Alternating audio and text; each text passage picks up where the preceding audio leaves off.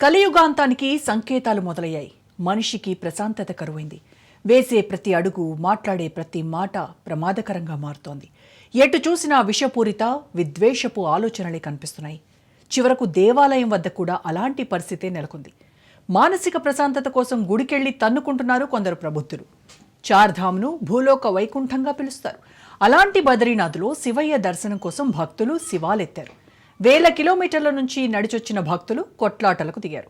ఇంతకీ వారి మధ్య గొడవకు కారణమేంటి? వారి తీరుపై యావత్ హిందువులు ఎందుకు ఆగ్రహం వ్యక్తం చేస్తున్నారు? బద్రీనాథ్ యాత్రలో భక్తుల మధ్య గొడవ. శివయ్య దర్శనం కోసం వచ్చి కొట్టుకున్న భక్తులు. ఫోటో విషయంలో ఇరు వర్గాల మధ్య ఘర్షణ.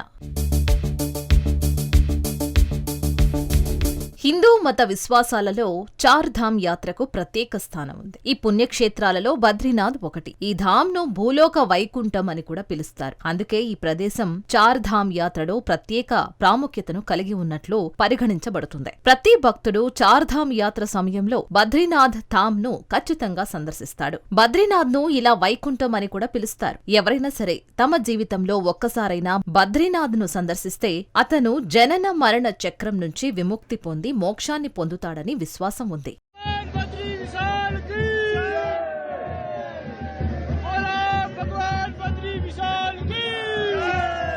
అలాంటి ఆలయానికి వెళితే మనస్సు ప్రశాంతంగా ఉంటుందని భావిస్తారు. కాసేపు అక్కడ పరమశివుణ్ణి ప్రార్థిస్తే కొంతలో కొంత ఉపశమనం కలుగుతుందని భావిస్తున్నారు. దానివల్ల ముక్తి కలగకపోయినా చిన్నదైనా రిలీఫ్ వస్తుందని భావిస్తూ ఉంటారు. అక్కడ ఆవేశానికి లోనైతే ఇక చెప్పేదేముంది. అలాంటి ఘటన ఉత్తరాఖండ్లోని బద్రీనాథ్ టెంపుల్ ఎదుట జరిగింది. భక్తులు 2 గ్రూపులుగా విడిపోయి కొట్లాటకు దిగారు.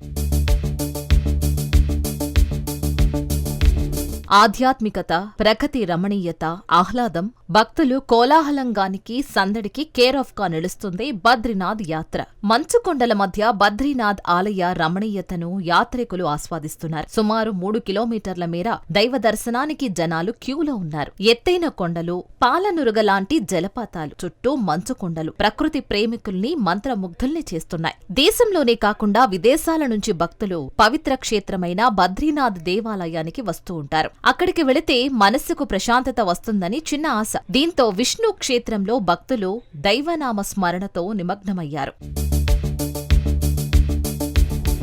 అయితే ఆ ఆలయంలో భక్తుల మధ్య గొడవ జరిగింది. సెల్ ఫోన్ల పిచ్చిలో పడి పర్ఫెక్ట్ ఫోటో తీయడానికి కొందరు వ్యక్తులు ప్రయత్నించారు. మరొక వర్గం వారు దాన్ని అడ్డుకోవడంతో గొడవ మొదలైంది. ఈ ఘటనలో ఇరు వర్గాల మధ్య వాగ్వాదం జరిగి చిలికి గాలివానలా మారింది. చిన్నపాటి మాటలు కాస్త తారస్థాయికి చేరాయి. ఆ తర్వాత వారిలోని రాక్షస బుద్ధిని బయటపెట్టుకున్నారు. ఒకరిపై మరొకరు ముష్టిఘాతాలకు దిగారు. తాము దేవుని దర్శనం కోసం వచ్చామన్న విషయాన్ని మర్చిపోయారు. దీంతో కొన్ని క్షణాలు అక్కడ ఘర్షణ జరిగింది. అక్కడున్న ఇతర భక్తులు జోక్యం చేసుకుని వారిని కన్విన్స్ చేసే ప్రయత్నం చేసినప్పటికీ ఫలితం లేకపోయింది. ఈ సంఘటనతో భక్తులు కొద్దిసేపు ఆందోళనకు గురయ్యారు. బద్రీనాథ్ ఆలయం వంటి పవిత్ర స్థలాలలో ఇలాంటి సంఘటనలు జరగడం విచారకరమని, భక్తులు భక్తిభావంతో మెలగాలని సూచిస్తున్నారు. ఇదిలా ఉండగా ఆలయం సమీపంలో కూడా భక్తులు గుంపులుగా చేరి గొడవ పడ్డారని, కొందరు గొడవకు దిగిన దృశ్యాలు సోషల్ మీడియాలో వైరల్ అవుతున్నాయి.